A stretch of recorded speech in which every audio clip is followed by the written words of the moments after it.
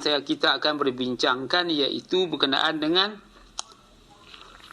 wa yaquluna mata hadzal wa'du in kuntum shadiqin. Ni tajuk dia. Dan mereka berkata, apakah terjadinya janji ini, hari berbangkit, jika kamu adalah orang-orang yang benar? Macam tu ditanya. Jadi di sini musannif, pengarang-pengarang, penyusun-penyusun menjelaskan di dalam bahasa Arab kepada bahasa Melayu, hari berbangkit ni hidup semula. Tak betul macam tu. Kalau hidup ni dipanggil hayatan, hayat ataupun hidup. Tetapi di sini berbunyi mata hazal wa'du in kuntum, bilakah kamu berjanji hari berbangkit tu. Ma yanzuruna illa sayhatan wahidatan ta'khuzuhum wa hum yahsimun. Ma yanzuru, tidak apa-apa, tidak lain, tidak bukan, hanyalah. Ma ni macam-macam membawa maksud daripada makna. Apa saja ma ni. Apa juga daripada sebesar-besar, kecil-kecilnya sampai kecil-kecil sampai sebesar-besarnya. Mereka tidak menunggu melainkan satu teriakan saja yang akan membinasakan mereka ketika mereka sedang bertengkar-tengkar. Macam tu. Membawa maksud yang macam-macam. Ma yang zuru ni bukan fi'il madhi yang telah lepas, bukan. Perkataan ini mudhari' sepanjang masa.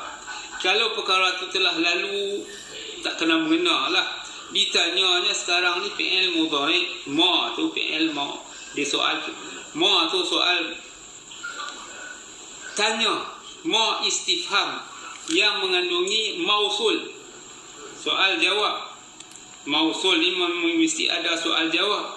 Yang zuruna illa, tak lain tak menunggu. Asal perkataan nazara, nazara sedang menunggu, yang zuru sedang telah menunggu, yang zuru sedang menunggu. Macam tu perkataan ini, sedang menunggu. Illa, melainkan mereka menunggu sayhatan, suatu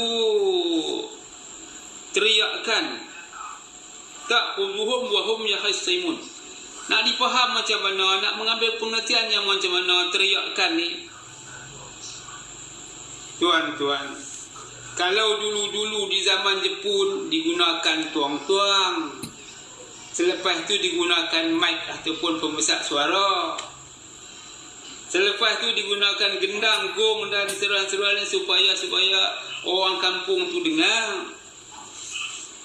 Jadi di sini jeritan di sini, apabila disampai diseru supaya memahami ilmu tauhid, tak kira siapalah, bukan kata kepada orang sakit ni, kata-kata kepada orang yang tak mau.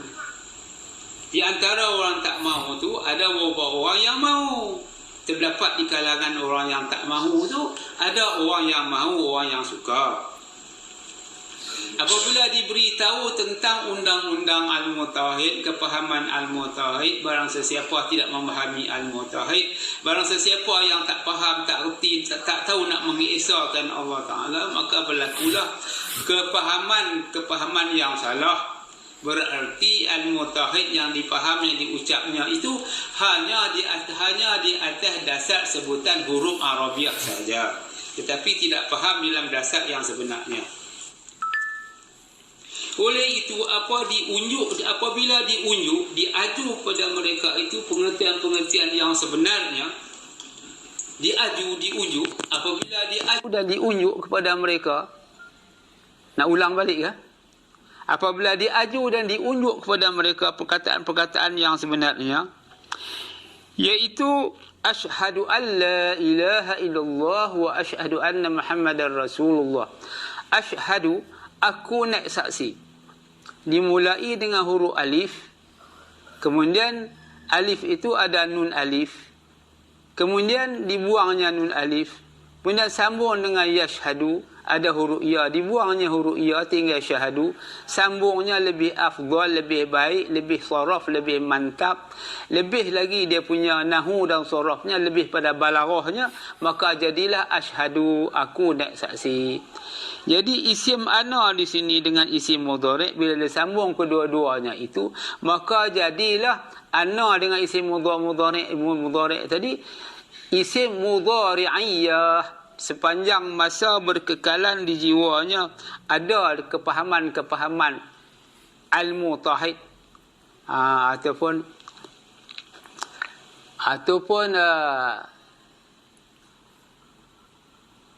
Quran dan hadis min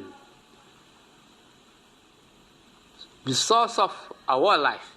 Macam tu maksudnya. Makna dia jadi sepanjang hayat mesti ada kepahaman yang baik di jiwa dia. Jikalau tidak ada kepahaman al-mutahid yang baik, maka rosaklah kepahaman tauhid yang sebenarnya.